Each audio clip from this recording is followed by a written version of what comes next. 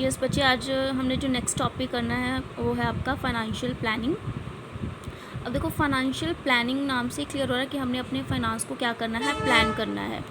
अब जैसे आप प्लानिंग का चैप्टर करके आए हो, प्लानिंग क्या होती है कि हम क्या करते हैं, एक प्रोसेस होता है कि हम एक इन एडवांस क्या करते हैं, प्लान करके चलते हैं कि हमारा वर्क कैसा होना चाहिए ताकि हम अपने ऑब्जेक्टिव्स को क्या कर सके, अचीव कर सके। ठीक है, प्रॉपर प्लानिंग से हम सारा वर्क करते हैं। तो आपका जो फर्स्ट मेन ही क्या होता है, फंक्शन प्लानिंग, और उसके बाद आपके दैट इज़ ऑर्गेनाइजिंग, स्टाफिंग, वो सब आते हैं। तो अब देखो यहाँ पर वो रिलेट कर रहे हैं इसको फाइनेंस के साथ। अब ऑब्वियस है फाइनेंशियल प्लानिंग है, इट मीन्स हमने किसको प्लान करना है, ओनली फाइनेंशियल एक्टिविटी को प्लान करना है ताकि हम क्या कर सके, अपने जो ऑब्जेक्टिव्स हैं उनको, ऑर्गेनाइजेशन के जो ऑब्जेक्टिव्स हैं उनको क्या कर सके, अचीव कर सके। अब देखो, फाइनेंशियल प्लानिंग का मतलब मेजर मतलब क्या है कि हमने इसमें ये चीज़ देखनी है कि हमें कितनी कैपिटल रिक्वायर्ड है, मतलब हमें कितना पैसा चाहिए, कितना फाइनेंस चाहिए, और कैसे कैसे हम उस पैसे को लगाएंगे डिफरेंट प्लेसेस पर। ठीक है, लाइक जैसे लिखा ना, it aims at estimating the capital requirement and determining its composition, कि हम कैसे हमने कैपिटल को कितना हमें कैपिटल चाहिए और कैसे हम उनको लगाएंगे। ठीक है, तो बेसिकली फाइनेंशियल प्लानिंग वो प्रोसेस होता है जो सबसे हमें क्या करता है, एस्टिमेट करता है हमारी फंड्स रिक्वायरमेंट, कि हमें कितने फंड्स रिक्वायर्ड हैं। ठीक है, then specifying the source of funds, कि हमने कहाँ से पैसा लेना है, मतलब हमने डिबेंचर्स क्रिएट करने हैं या फिर हमने इक्विटी क्रिएट करनी है। ठीक है, क्योंकि दोनों तरीक़ों से हमें पैसा जो है मिल सकता है, और उस पैसे को, उस फंड को हमने यूटिलाइज़ कहाँ करना है ताकि हमें क्या मिले, ऑप्टिमम सेटिस्फैक्शन मिले। ठीक है, मैक्सिमम सेटिस्फैक्शन मिले।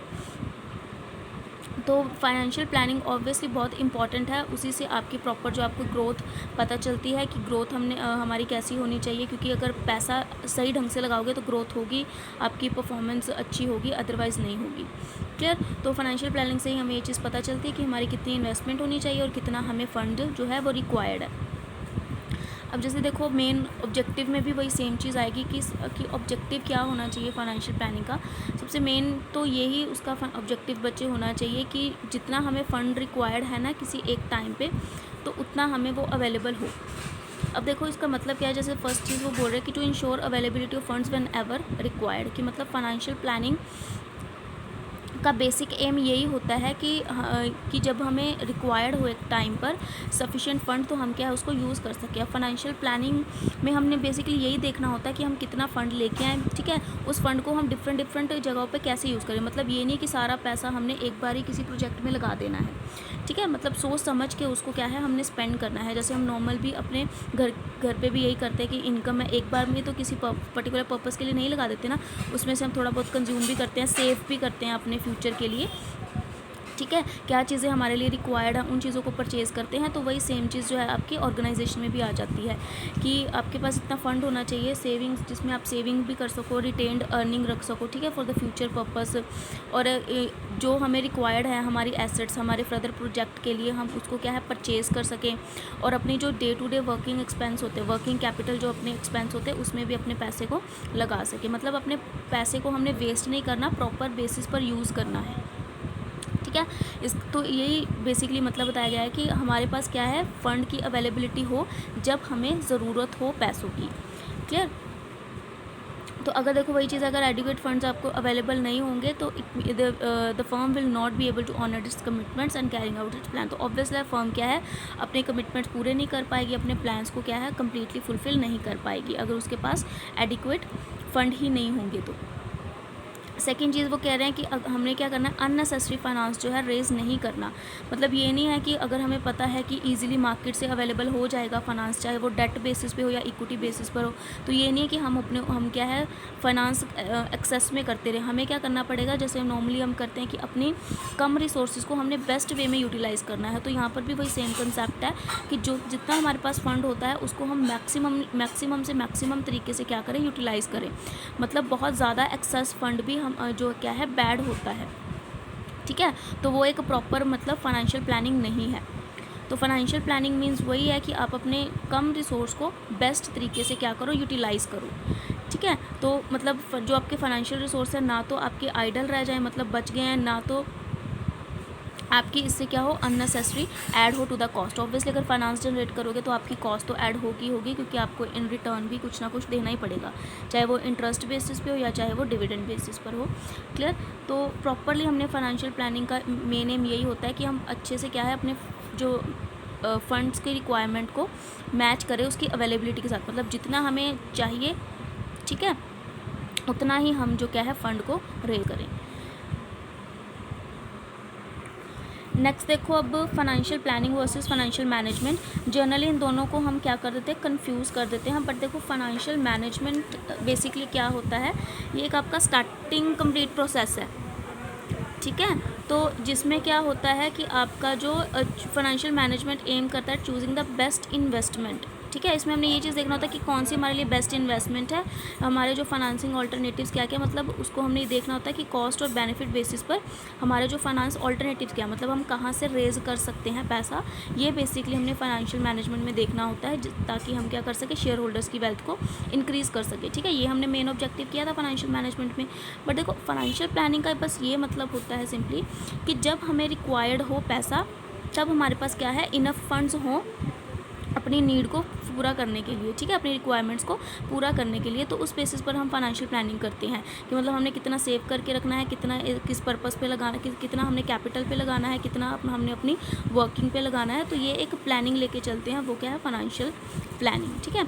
ये कह सकते हो कि जो फाइनेंशियल मैनेजमेंट है बिगर कंसेप्ट है as required to financial planning, ठीक है। जैसे देखो एग्जाम्पल दे रहे हैं कि अगर तो जो capital budgeting decision is taken, ठीक है, तो फाइनेंशियल प्लानिंग क्या अनेबल्स करेगा मैनेजमेंट कि वो क्या करे, to foresee the quantum and timing of fund requirement. अगर हमें कैपिटल बजटिंग डिसीजन लेना है तो ये आपका फाइनेंशियल मैनेजमेंट का होगा। तो अब देखो इसी बेसिस पर जो फाइनेंशियल प्लानिंग हम क्या करेंगे कि क्या हमारे पास जिस टाइम पर वो कैपिटल हमें रिक्वायर्ड है, क्या उस टाइम पर हमें हमारे पास वो फंड्स हैं, अगर नहीं है तो उस शॉर्टेज को हम कैसे दूर करें, ठीक है। अगर तो सरप्लस है तो कोई प्रॉब्लम ही नहीं है। तो it always try to forecast shortage, हमारे पास फंड्स की शॉर्टेज क्या है, और surplus, so that necessary activities are taken in advance, ठीक है। तो मतलब हम प्रॉपरली जो सारी एक्टिविटीज़ को इन एडवांस में फुलफिल कर सकें अपनी। तो अब देखो उसके बाद फाइनेंशियल प्लानिंग होती है, इसमें short term and long term plannings दोनों आती हैं। ऑब्वियसली देखो जो लॉन्ग टर्म प्लानिंग्स होती हैं उनका जो मेन फोकस किस पे होता है, ग्रोथ एंड इन्वेस्टमेंट पे, मतलब जो कैपिटल एक्सपेंडिचर प्रोग्राम से रिलेट करती है। तो जो लॉन्ग टर्म प्लानिंग वो जनरली कितने ईयर्स की होती है, आपके 3 to 5 ईयर्स की होती है, और उससे ज़्यादा भी हो सकती है, मतलब इतनी तो लिमिटेड होती है मिनिमम। तो फाइनेंशियल प्लानिंग जैसे बोल रहे हैं becomes more difficult and less useful. Clear, मतलब जो लॉन्ग टर्म प्लानिंग है ऑब्वियसली है बहुत ज़्यादा डिफ़िकल्ट होती है। इतनी तो देखो मिनिमम आपकी होनी चाहिए 3 to 5 ईयर्स, और इससे अगर बियॉन्ड होगी, ठीक है, तो उस टाइम पे आपकी क्या है फाइनेंशियल प्लानिंग थोड़ी डिफ़िकल्ट भी हो सकती है और लेस यूज़फुल भी हो सकती है, क्योंकि आप देखो बहुत टाइम तक जो है क्या है फोरकास्ट नहीं कर सकते आपके फाइनेंस को, ठीक है। हमें क्या है हार्डली जैसे 2 या 3 साल तक ही फोरकास्ट कर सकते हैं हम, ठीक है। ईयर्स को हम बहुत लंबे समय तक तो नहीं कर सकते ना, बहुत से क्राइसिस या बहुत से इन्वायरमेंटल इश्यूज आ जाते हैं इकोनॉमी में भी, तो हम अपनी इकोनॉमी को क्या है लॉन्ग टर्म तक क्या है प्लान नहीं कर सकते। तो ये बेसिकली कितने टाइम का होता है, 3 to 5 ईयर्स का ही होता है। तो इसलिए उन्होंने लिखा है अगर उससे ज़्यादा आप करोगे तो वो आपके लिए डिफ़िकल्ट है इतने साल की प्लानिंग करना, और यूज़फुल भी हो लेस यूज़फुल भी होगी। तो जो अब शॉर्ट टर्म जो होती है वो शॉर्ट टर्म कितनी होती है, 1 साल और उससे कम की, ठीक है। तो जैसे बजट हम नॉर्मली बनाते हैं तो बजट सिर्फ साल का ही बनता है, एनुअल बजट, तो वो आपका किस में आ जाता है, शॉर्ट टर्म प्लान्स में आ जाता है। क्लियर। अब नेक्स्ट देखो इसमें जस्ट थोड़ी एग्जांपल्स ही लिखी हैं उन्होंने कि जो फाइनेंशियल प्लानिंग का formula usually begin with the preparation of its sales forecast. Suppose the firm is making a financial plan for the next 5 year, मतलब अगले 5 साल के लिए वो क्या है प्लान बना के चल रहे हैं अपने सेल का, कि it will first estimate sale for the next 5 years की कितनी हमारी सेल होनी चाहिए अगले आने वाले 5 सालों तक। तो उस सेल एस्टिमेट पर बेस होकर वो क्या करेंगे, अपनी फाइनेंशियल स्टेटमेंट को प्रिपेयर करेंगे, ठीक है, कि उस सेल बेसिस पर हमें क्या है कितनी फंड्स की रिक्वायरमेंट है, चाहे वो फिक्स्ड कैपिटल बेसिस पे हो या फिर वर्किंग कैपिटल बेसिस पे हो। और उसके बाद हमने उसी बेसिस पर क्या है अपना एस्टिमेट करना है कि अगर हम इतनी सेल करेंगे तो हमें हमारे लिए एक्सपेक्टेड प्रॉफिट कितना होगा, ठीक है। और उसी अकॉर्डिंग जो क्या है हम कितना रिटेन्ड अर्निंग रखेंगे या फिर डिविडेंड हमारा कैसा होगा, this result in an estimation of the requirement for external funds. और ऑब्वियसली अगर ये चीज़ एस्टिमेट करोगे तो ये आपने ये देखना है कि हमारे पास कितना फ़ंड है और हमें एक्सटर्नल फंड मतलब बाहर से कितना फ़ंड रिक्वायर्ड है।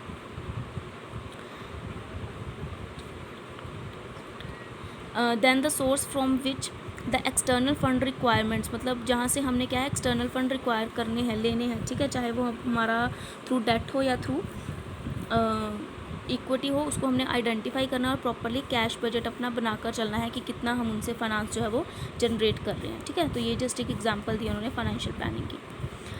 अब देखो हमारे पास क्या आता है फर्दर इंपॉर्टेंस ऑफ प्लानिंग कि क्यों हम फाइनेंशियल प्लानिंग करते हैं। देखो जनरली बहुत इजी है ये टॉपिक कि देखो फर्स्ट वन तो मेनली यही चीज़ आता है कि help the company to prepare for the future. Obviously देखो फ्यूचर इज़ अनसर्टेन, तो हमें एक पहले ही प्लान बना के चलना पड़ता है कि फ्यूचर में कुछ ना कुछ जो है हैपन हो सकता है। तो अपनी सेफ साइडेड के लिए हम क्या कर सकते हैं, हमें फाइनेंशियल प्लानिंग करनी पड़ेगी और उसी के अकॉर्डिंग हम क्या है, जैसे सपोज हम रिटेन अर्निंग अपने पास रखते हैं, ठीक है, अगर सपोज कर लो हम सारा ही एज अ डिविडेंड प्रोवाइड कर देंगे या अननेसेसरी किसी भी प्रोजेक्ट में पैसे लगा देंगे तो हमें बिजनेस सिचुएशंस का नहीं पता कि इन फ्यूचर में क्या हो सकता है। तो इसलिए हमें क्या करना पड़ता है, फाइनेंशियल प्लानिंग करनी पड़ती है अपने फ्यूचर को सिक्योर करने के लिए।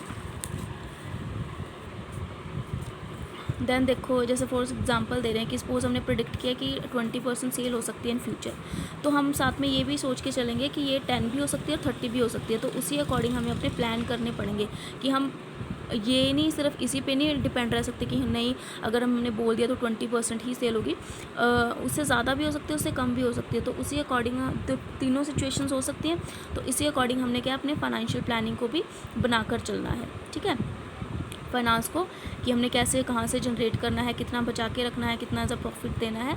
तो ये सब उसको जो क्या है फाइनेंशियल प्लानिंग में हमने देखना होता है।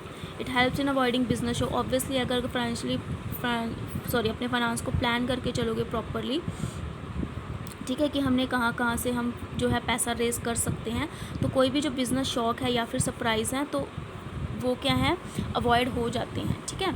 और आपकी जो फाइनेंशियल सक्सेस है वो भी क्या है जो फाइनेंशियल जो आपका डिसीजन है वो भी क्या है सक्सेसफुल रहता है। क्योंकि अगर हम देखो कुछ प्लान नहीं करके चलेंगे, अचानक से कोई भी बिज़नेस शॉक आ जाएगा या सरप्राइज़ आ जाएगा, तो ऑब्वियसली जो आपकी ऑर्गेनाइजेशन का स्ट्रक्चर है वो क्या है डिस्टर्ब हो जाएगा, ठीक है, मतलब हमारी जो फाइनेंशियल वर्किंग है वो क्या है डिस्टर्ब हो जाएगी। तो हम पहले ही अनसर्टेन चीज़ों को लेके चलेंगे कि बिज़नेस में कुछ भी हो सकता है in future. It help in achieving coordination between various functions by providing clear policies. वही अगर देखो हमें फाइनेंस का पता होगा कि हमने इतना फाइनेंस जनरेट करना है या इन फ्यूचर हमने ये प्रोजेक्ट लेके चलना है, तो आपने उसकी प्रॉपर प्लानिंग करनी है कि कितना उस प्रोजेक्ट में हम पैसा लगाए। ये भी नहीं है कि आप सारा ही उस प्रोजेक्ट में पैसा लगा दो। तो जो आप फाइनेंशियल प्लानिंग में करोगे उसी अकॉर्डिंग फिर आप क्या करोगे, अपने plans and policies and procedure बनाओगे रिलेटेड जो आपके अलग अलग फंक्शंस हैं, ठीक है, लाइक प्लानिंग हो गया या ऑर्गेनाइजिंग स्टाफिंग। तो ये सब आप क्या है उसके अकॉर्डिंग अपना करोगे फाइनेंशियल प्लानिंग के। जितना देखो आपके पास पैसा होगा उसी अकॉर्डिंग आप जज कर सकते हो, ठीक है।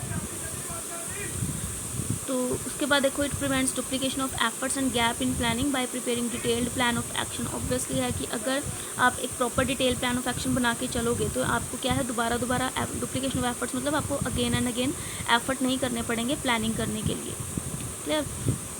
अगर आप पहले ही एक अच्छा प्लान बनाकर चलते हो तो, ठीक है। उसके बाद क्या है, it helps to link present with future. Obvious है कि अगर आप फाइनेंशियल प्लानिंग करो, प्लानिंग रिलेटेड आपकी करती है फोरकास्टिंग से, ठीक है, फ्यूचर पीरियड से।